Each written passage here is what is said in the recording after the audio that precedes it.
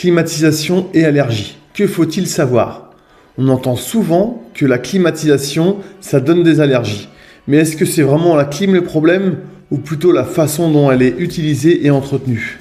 Aujourd'hui, dans cette nouvelle vidéo podcast, on va répondre à ces questions et ôter les fausses croyances que vous pouvez avoir. Point 1. Ce n'est pas la clim qui rend allergique, c'est son état. Donc contrairement aux idées reçues, une climatisation qui va être bien entretenue, ce n'est pas l'ennemi des allergiques. C'est surtout un manque d'entretien finalement qui pose le problème. En gros, un filtre qui va être saturé, ça devient un véritable réservoir à pollen, à poussière et à moisissure. Et tout ça, en fait, ça va être redistribué dans la pièce par brassage d'air au moment où vous allez vous servir de l'appareil. Donc le résultat, c'est quoi? Vous allez respirer ce que vous pensez justement éviter. Finalement, c'est comme si vous tapiez un vieux tapis poussiéreux juste devant un ventilateur pendant que vous mangez, pendant que vous dormez. Je vous laisse imaginer le problème. Point 2. L'air intérieur est souvent plus pollué que l'extérieur. Donc c'est assez contre-intuitif, mais beaucoup de gens l'ignorent. L'air intérieur, c'est souvent plus pollué que l'air extérieur. Environ 2 à 5 fois plus pollué. Et en plus, si le système de clim est mal entretenu, alors là c'est pire, ça va amplifier le phénomène. Sans être médecin, je peux vous dresser déjà les symptômes les plus fréquents. Donc vous allez avoir des éternuements, une toux, une gêne respiratoire. Au niveau des yeux, ça peut piquer, des yeux rouges, une fatigue chronique. Vous pouvez avoir aussi des maux de tête. Et pour les gens qui sont asthmatiques, une sensation d'oppression.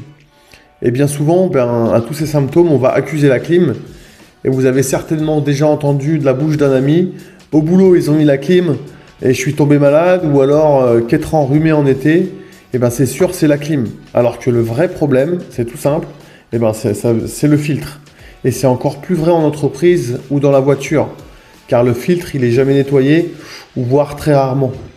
Et dans les entreprises, c'est assez flagrant. Les appareils qui sont installés, ça fait peut-être 10 voire 15 ans qu'ils sont installés. Et les filtres, ils ont été entretenus la première année et après plus rien. Donc en gros, vous respirez un amas de poussière de 15 ans. Donc c'est vraiment pas top. Et il y a une deuxième raison à tous ces symptômes, mais ça on va le voir juste après. Point 3. Ne pas créer de choc thermique. Donc c'est la deuxième raison et cette fois c'est lié à l'usage. On connaît tous l'été caniculaire avec un bon 35-38 degrés dehors. Et quand vous rentrez chez vous ou à votre travail, c'est 20 degrés qui est réglé. Et là, c'est un choc thermique. Et finalement, cette différence de température, c'est beaucoup trop. La règle, en gros, c'est de rester avec un écart entre 5 et 8 degrés maximum. Donc quand vous avez 35 dehors, il faut prévoir entre 27 et 30 degrés à l'intérieur. Effectivement, quand la clim va refroidir l'air, en même temps, elle va assécher l'air, réduire l'humidité. Ce qui se passe, en fait, c'est que très rapidement, les muqueuses vont s'assécher, le nez et les yeux vont devenir beaucoup plus sensibles. Et une autre petite astuce, c'est d'éviter de diriger le flux d'air directement sur soi, même si des fois, il y en a qui apprécient le petit courant d'air. Surtout que maintenant, les splits, ils sont équipés d'options qui s'appellent Don't Follow. Donc pas tous, il faut bien les choisir, mais ça permet en fait à la machine de vous éviter en temps réel, même si vous vous déplacez dans la pièce. Donc l'objectif, c'est de bien choisir son système et de bien s'en servir. Point 4. Le filtre est l'élément le plus important. Donc ce qu'il faut savoir, c'est que tous les filtres ne se valent pas. Il y en a une grande quantité et en fait, ils ne vont pas filtrer la même chose. Donc vous allez avoir les G1 à G4 pour les grosses poussières uniquement, M5 et M6 pour les particules moyennes, F7 à F9 pour les microparticules. Et ensuite, pour les particules très fines, vous allez avoir la mention PM1 à PM2.5. Et le top pour les allergiques, c'est les filtres HEPA.